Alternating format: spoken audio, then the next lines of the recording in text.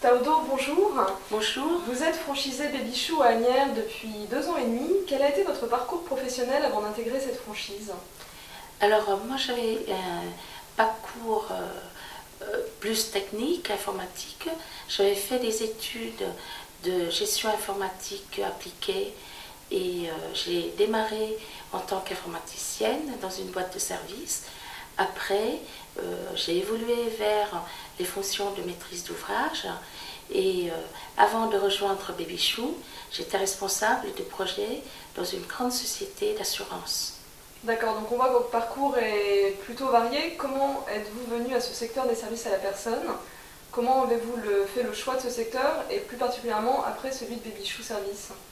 Alors, étant donné que j'avais une expérience de plus de 20 ans dans l'informatique, dans l'assurance, je me suis posé la question, étant donné que je travaille beaucoup d'heures dans la journée, est-ce qu'à ce moment-là, vaudrait-il mieux de travailler pour soi, au lieu de travailler pour les autres?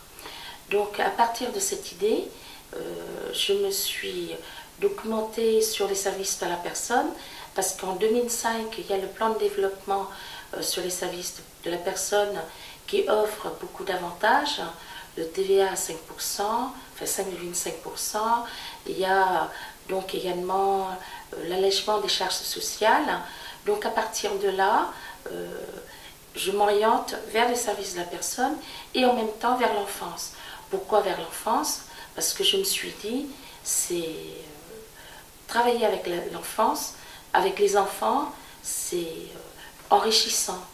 Parce que eux-mêmes, ils nous permettent d'évoluer vers différentes activités. Et après, alors pourquoi maintenant, pour répondre à votre question, quels sont les critères que j'ai choisis? Oui, parce qu'il y a beaucoup d'acteurs sur sur ce marché. Pourquoi Babychou en particulier? Pourquoi Babychou en particulier? J'avais défini 3 critères. Alors le premier, qui est très important pour moi, c'est une société spécialisée. Je ne souhaite pas choisir une enseigne multiservice. Parce que pour moi, quand on fait un travail, on se spécialise dans un travail, on répond mieux aux besoins de nos clients. Le deuxième critère, c'est la solidité de la société. Et Babychou, je l'ai connu avant d'être franchisé. Donc il y a des amis qui ont déjà fait appel à Babychou et il y a une bonne réputation. Après, il y a le dernier critère pour moi, c'est une société à fort potentiel. C'est-à-dire qu'il y a 2 ans et demi, quand j'ai commencé avec Babychou, c'est pas très développé.